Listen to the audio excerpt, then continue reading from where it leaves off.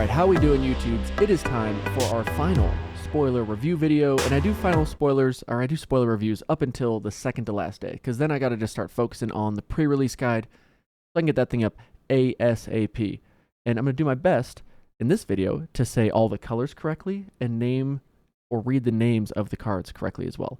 My excuse going into this one is my kitty is sitting right here in my lap, and he's kind of frightening. If he gets into kitty mode, all bets are off. Who knows what could happen. Right now, he's just sitting there. He's getting comfy, licking his paw like he does. Life's good. I'm just a little scared right now. Everything's going to be fine, right? It's going to be fine. Okay, moving on. Let's jump into the spoilers. Do you have a favorite archetype yet? Favorite card you're hoping to pull at your pre-release? Let me know in the comments. But for now, we'll jump into the cards that we know have been spoiled so far, starting with Arcane Infusion. And it's blue-red. It's doing blue-red things. Spells matter. It's got flashback. Great. Look at the top four. You may reveal instant or sorcery, put it in your hand, the rest on the bottom. I kind of wish you put him in the graveyard with how much flashback and devolve. What? I cannot remember the name of the blue-white archetype. Devoid, something like that.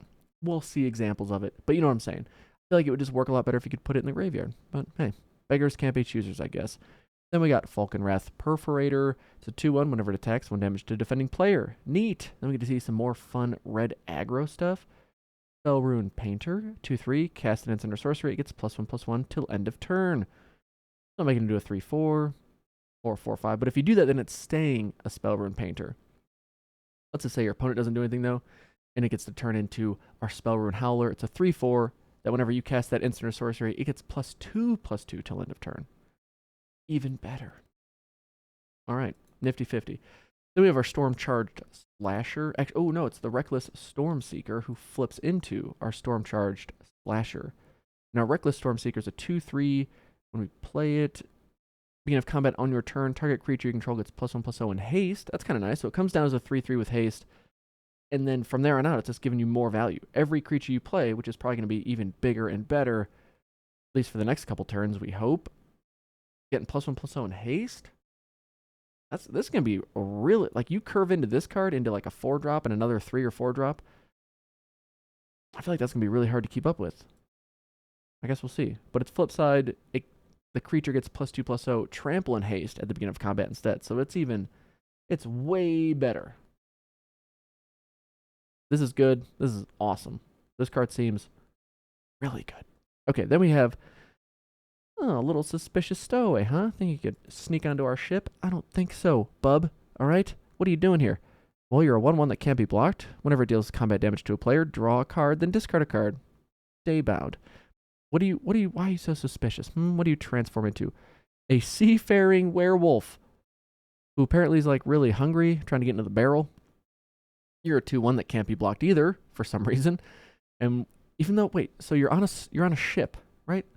Like, you don't have that many places to go, yet somehow you can't be blocked. And when you're a werewolf on a ship, I feel like you're a bull in a china shop, and yet you can't be blocked. We're rolling with it. Whenever it deals combat damage to a player, draw a card. Got it. And then you transform back into suspicious stowaway. But you can't really the suspicion is gone. Once you've turned into the werewolf, you are no longer suspicious. You are the scary stowaway.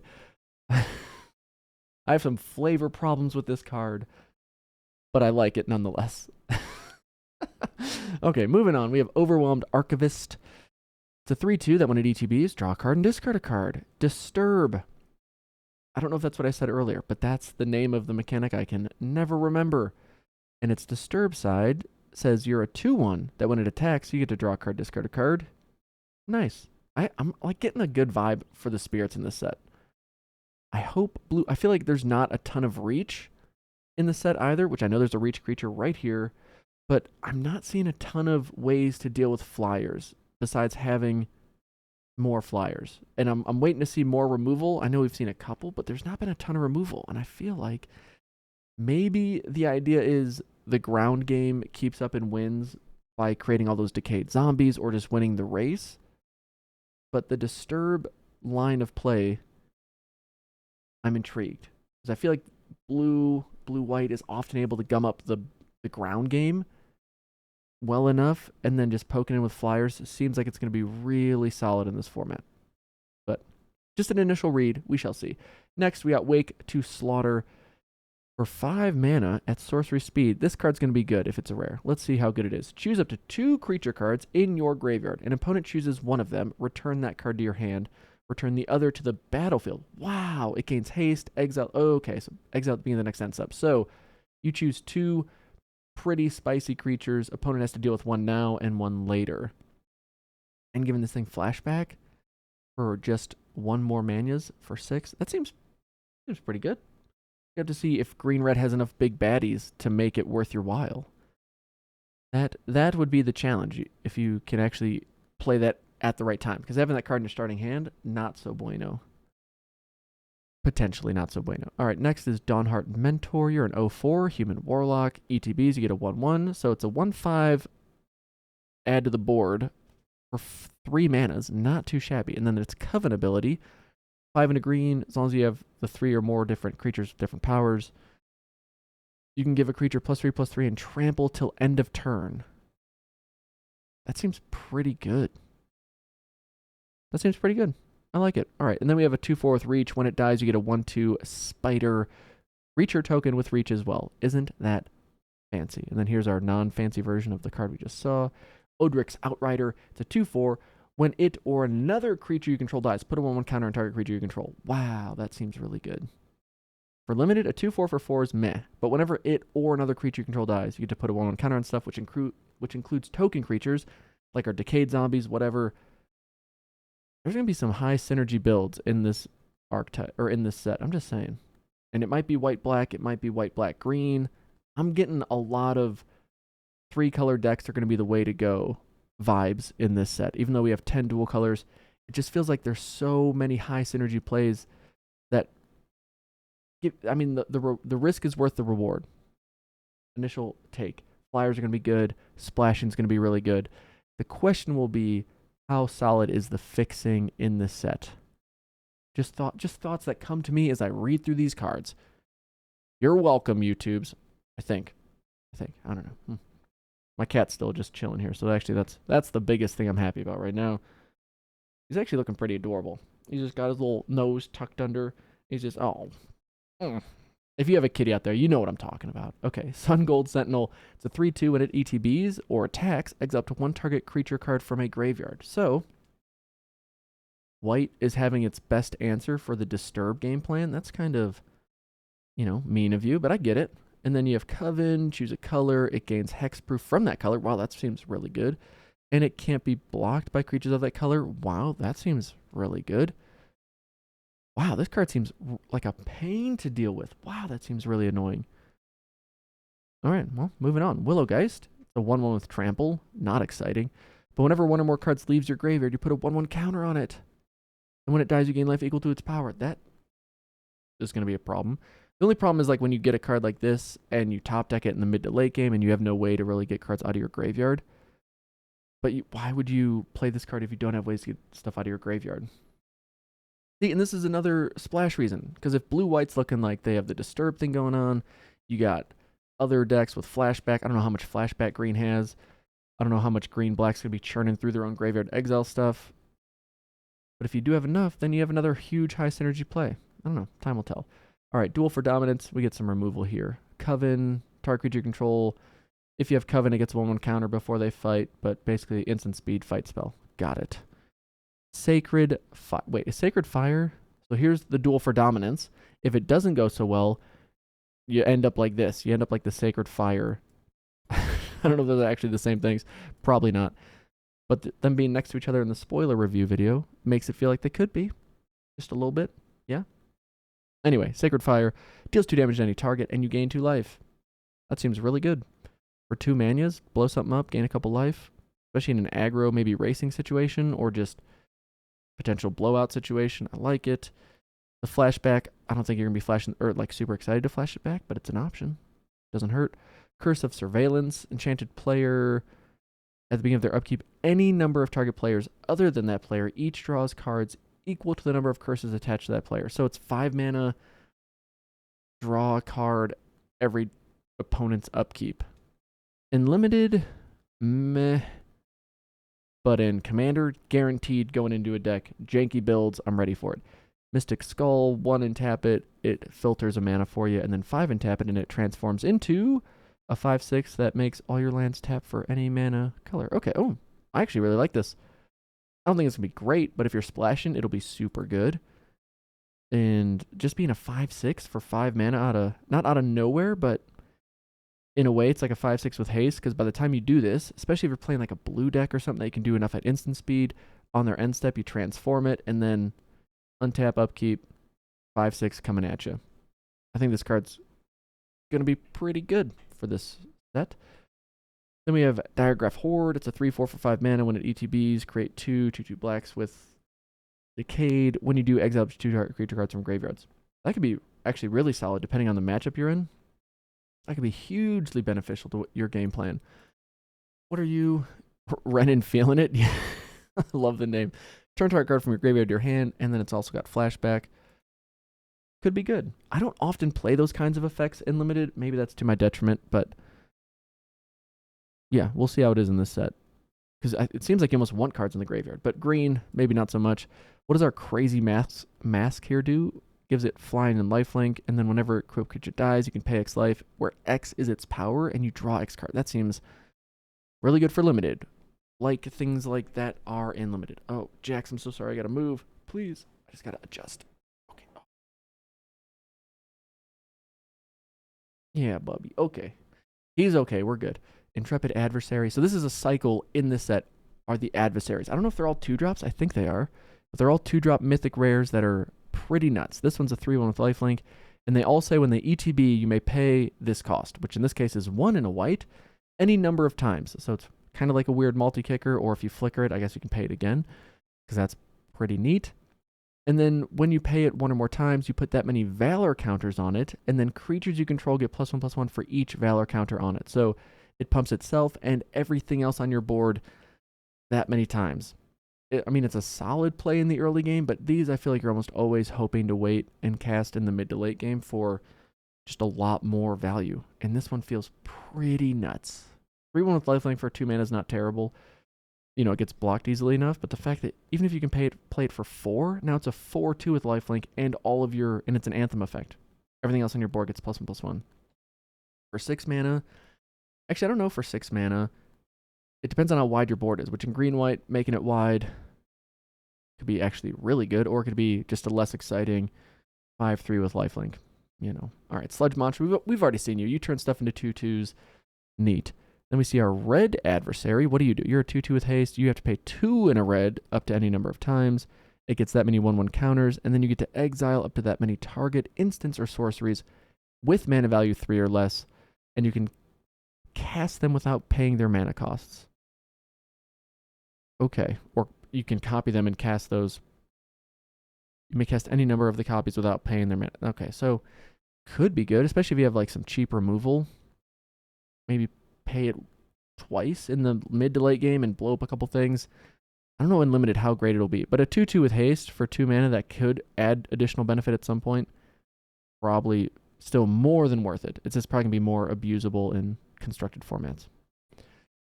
Falcon Wrath Pit Fighter. We've seen you. 2/1, discard a card, sacrifice a vampire, draw 2 cards. Only if an opponent lost life this turn. Neat. Then we see Moonveil Regent. It's Regent. No. It's a 4/4 flyer. Whenever you cast a spell, you may discard your hand. If you do, draw a card for each of that spell's colors. That seems so stupid good. Because by the time you're playing this, you probably only have 1 or 2 cards in hand anyway. And you could plan it to just play it where it's the last card in hand, or all you're discarding your land, or cards you don't care about, or cards you want in the graveyard. And then the fact that it just helps you draw more cards, 2-3 cards at a time, probably in this set more often than not 1 or 2, but just getting to draw cards for playing other spells. And then when it dies, it deals X damage to any target, where X is the number of colors among permanents you control. Sure, seems good. Auger of Autumn, what are you doing? You may look at the top card of your library anytime. You may play land cards from the top of your library. Coven. You may cast creatures. That just seems really, really good. It's going to be really good in Commander, really good in Limited. Don't mind if we do. Consuming Blob, you're the one making Tarmogoyfs. Dawnheart Wardens, we've seen you. Can't Stay Away, we've seen you. Bloodthirsty Adversary, we've also seen you. Here's one reprint I know. Shout out to my buddy Cody, who he was kind of saying like, hey, I don't think you're picking up on all the like the innuendos or the references to old Innistrad sets, and I was like, you're right, because I'm not. But here's one I know is getting reprinted. Delver of Secrets. It's a 1/1. Beginning of upkeep, you look at the top card of your library, and then you may reveal it. You don't have to, but you usually want to reveal it if it's an instant or sorcery, because then it flips your 1/1 into a 3/2 flyer, which is just pretty solid. For one blue? Don't mind if you do. It's a I found one reprint that I recognized. Go Team Mountain Man Magic. And then we have this crazy thing. You create 2 3/3 insect tokens and you randomly gain 2 life. And then you can flash it back. It's kind of like Call the Herd, but not as good. I guess unless the life gain's more important, I think. I don't know. Now we get, I want to say these are some eye roll puns. Hostile. See what you did there. It adds a colorless, or you pay 1, sacrifice a creature, put a soul counter on it. Once you get 3 or more on there, you remove it, you untap it, you transform it, you do all those things, only at sorcery speed, and then it turns into creeping in. Because you're creeping in as a 3/7 that whenever you attack, you can exile a creature card from your graveyard. If you do, each opponent loses X life, and you gain X life, where X is the number of creature cards exiled with creeping in. That seems pretty good. And then you can just pay 4 to phase it out if your opponent tries to remove it, which seems pretty nuts. I feel like this card is going to win some games for people. But I like the Horror Construct. It's an artifact creature. I'm obviously going to be playing it in many decks once I open it. What's it like pre-selling for right now? Ooh, no price on it. All right. Probably $100 easily.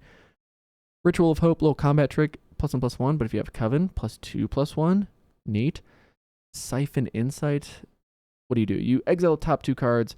One of them stays face down. One goes on the bottom of your opponent's library. You exile the top 2 cards of your opponent's library. One you keep face down, one goes to the bottom of their deck. You can then cast that card using mana of any color. And you can flash this spell back for 3. That seems like it's going to be pretty good. Then we got Adeline Katara Splendente. She's al dente. Splendente. Nailed it. Obviously, she's got Vigilance. Nailed it. And she's a knight. Please be a knight. Yes, I want to make a knight deck so much. I just wish the commander from Throne of Eldraine was a little better, but still going to build around her. Doesn't matter. Power is equal to the number of creatures you control, so she comes in as a 1/4, and then whenever you attack each opponent, you create a 1/1 white human creature token tapped and attacking. So she turns herself into a 2/4, or in commander, an obnoxious 4. I love it. Then we have a pretty interesting card here. Dire Strain Rampage. I did see this card get spoiled earlier today, and it does weird things. For 3 mana at sorcery speed, as a rare, you destroy target artifact, enchantment, or land. If you destroy land, that land's controller gets 2 basic lands into play. So it's like a weird ramp spell if you target your own land, which I feel like you're going to more often do than not, for whatever reason. Or it's kind of your backup destroy artifact or enchantment. If you destroy the artifact or enchantment, its controller gets to search for 1 basic land and put it into play tapped. It just feels like a weird ramp spell. I don't know how often you're going to play this in Limited. It's probably more of a sideboard card at a pre-release or in a draft, but it's definitely something. Then we get this crazy blue-green gold card. It adds 1 mana of any color or 2 mana if you're casting a spell from your graveyard, or you pay a blue and a green, tap it, exile it, return target card with flashback from exile to your hand, which I actually really like the effect. I must say, I do like it.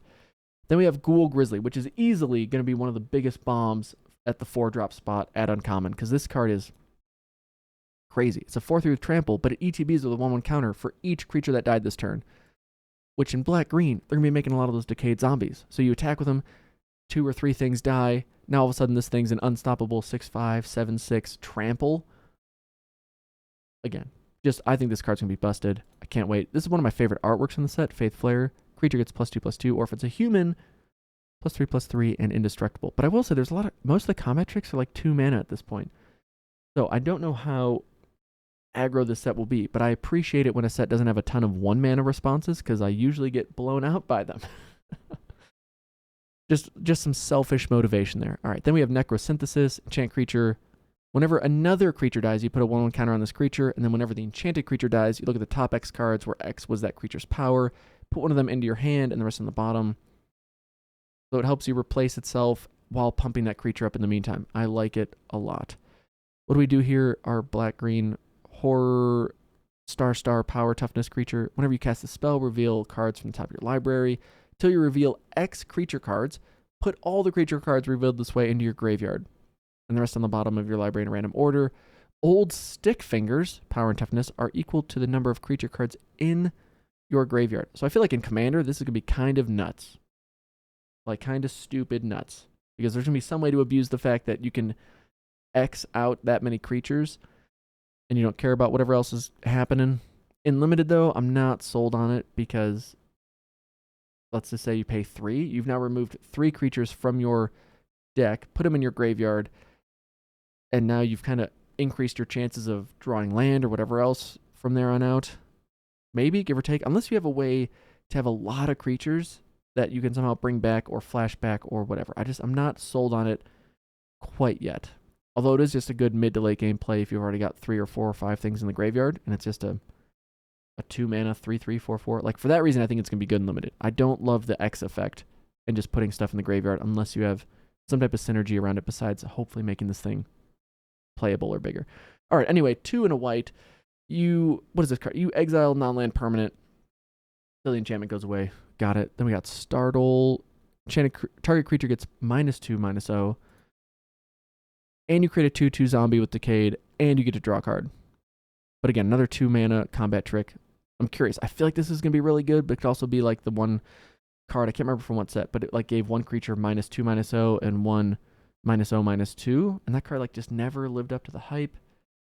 And yeah, but the fact that this one replaces itself and gives you a body for 2 mana alone feels like it's not too shabby. The fact that it could also be a removal spell or a blowout combat trick, I feel like this could be pretty high. Or not pretty high, but one that you're often happy to have in like that 20 to 23rd spell in your deck. Then we got Poppet Stitcher. I feel like this card's pretty busted. It's a 2/3. Whenever you cast an instant or sorcery, you get a 2/2 zombie. In the beginning of your upkeep, if you have 3 or more, you flip it, and if you flip it, now all of a sudden all your creature tokens lose all abilities, meaning they no longer have Decayed, and now they're all 3/3s. Beginning of your upkeep, you may transform it back if you just want the creature. Okay, good to know. I like this card a lot. Arlen, we've seen you. You're fancy. What are you? Odric is tired of your... Oh, that's so good. You're a 8 mana sorcery that destroys all creatures, but it costs 1 less for each creature on the battlefield.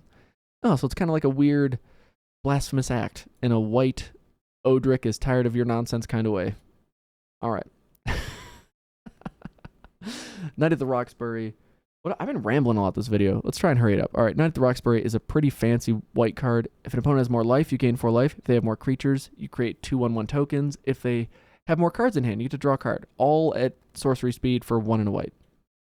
Sure, I'm here for it. Hungry for more, create a 3/1 black and red vampire that you have to sacrifice at the next end step, but it does have trample, lifelink, and haste. And this thing has flashback, so yeah, that could be like it could be a 5 mana swing with essentially a 6/2 trample, lifelink, haste. I feel like this card could be better than I'm initially thinking it is, which is not very good. Then we have Briar Bridge Tracker. It's a 2/3 with vigilance. ETBs you investigate, as long as you have that token or any token. It's a 4/3 with vigilance for 3. Like this card a lot. Ooh, we get to see the blue adversary. Flash Flying Spirit. All right, I already like it. When it ETBs, you can pay 1 in a blue. Of course, it's only going to be 1 in a blue. I'm surprised they didn't make it like half a blue or half a colorless. Play it 1,000 times if you want, or pay it 1,000 times. When you do, it gets that many 1/1 counters, and then up to that many times, you get to, or that many other target artifacts, creatures, and/or enchantments phase out. Wow. So this could just be I'm going to phase out your biggest blocker and swing for the win. I don't know why you'd want to phase things in or out a lot in this set, other than it just gives you abilities to build around after a pre-release or something. So yeah, besides the aggro line, I'm kind of, curious about it, other than it just being a really annoying flash flyer that you can play on an end step. Or I guess that's it, right? As the defending player, you could just flash it in, phase out some big attacking creature, give yourself a chance to swing in for the win the crackback. And it's just making blue-white flyers even that much more annoying. Yeah. Blue-white flyers, they're going to be good. Loyal Griff, it's a 2/2 flash flyer again. Annoying flyers. When it ETBs, you may return another creature you control to its owner's hand. But you have to control it. So it bounces, maybe they put this white enchantment thing on it. You can bounce it back. or if it's just going to die because they combat tricked you or something. I like the flexibility. Chaplain of Alms, 1/1 first strike with ward, with disturb. And then you're a 2/1, flying first strike, seems good. Each creature you control is ward 1. Wow, that seems really solid. Moonveil Regent, we've seen you. Regent, right? Isn't that what it is? Regent? Got it. Grafted Identity, you have to sack a creature, that's fine. You sack your stupid 2/2 Decayed Zombie. You get to control Enchanted Creature, and Enchanted Creature, it's +1/+1. That seems like a really good rare. Tomo Mysterioso. It's a mysterious tome. For 2 and tap it, draw a card, then transform it. That seems really nice. Does it transform into something bad? 1 and tap it, tap target non-land permanent, transform it. No, it does not seem bad. That seems like a really solid uncommon. I know it might be slow, but this format isn't striking me as super aggro. I'm really hesitant on, are the 2/2 zombies going to be a problem no matter what, and that's why the aggro game plans just demolish, and this card's too slow. This just feels like a good card, though. Feels like a good card. All right, another Flash Flying Spirit. Good golly, Miss Molly. When it ETBs, up to 1 target creature gets -2/-0, and it's even got a little combat tricky shenanigans with it. This card seems really solid. Yeah, spirits are impressing me right now. Do you have Flash? No, you're just a 2 and a black for a 2/1. You're useless. No, when you ETB, destroy target creature you don't control that was dealt damage this turn, and then you have Disturb, which turns you into a flying Death Touch 2/2er. Okay. Also pretty solid. Now for 5 mana, we see some big green bodies. 3 and 2 green, you get a 6/5 with Daybound Ward 1 that transforms into an 8/7 with Ward 3. That's just obscenely large creatures. Okay. Tainted Adversary, here's our black one. It's a 2/3 Death Touch for, jeez, that seems really good. 2/3 with Death Touch for 2 mana is already pretty good. From a limited perspective, all right, come on. And then 2 and a black, you may pay this anytime. 1/1 counters come in, and you get twice that many 2/2 zombies. So for 5 mana, it's a 3/4 with Death Touch, and you get 2 2/2 zombies with it. I think this is my favorite one, just because I like zombie tokens so much. Yep, I said it. It's my favorite. Candlegrove Witch, being of combat on your turn, it gains flying. Neat. Hedge Witch's Mask. Sorry, it's weird looking. Look how happy. So happy, though, with this weird thing on your face. Hey, do you? Equip creature gets +1/+1. Oh, it's because you can't be blocked by creatures with power 4 or greater, so you're not afraid of getting absolutely pummeled by the monster 8/7 that's waiting for you on the other side of the battlefield. Got it. Got it. But actually, this could be pretty sweet for aggro decks, meaning like you don't have to worry about ever just having your ankle biter get completely mauled by something and keeping your creatures able to trade with their lower stuff that can block. I could see this being a pretty obnoxiously good equipment in the right builds. Ritual Guardian, Coven, it gains lifelink. All right, neat. Destroy target creature with toughness 4 or greater. Neat. Candlegrove Witch, we just saw you. You gain flying.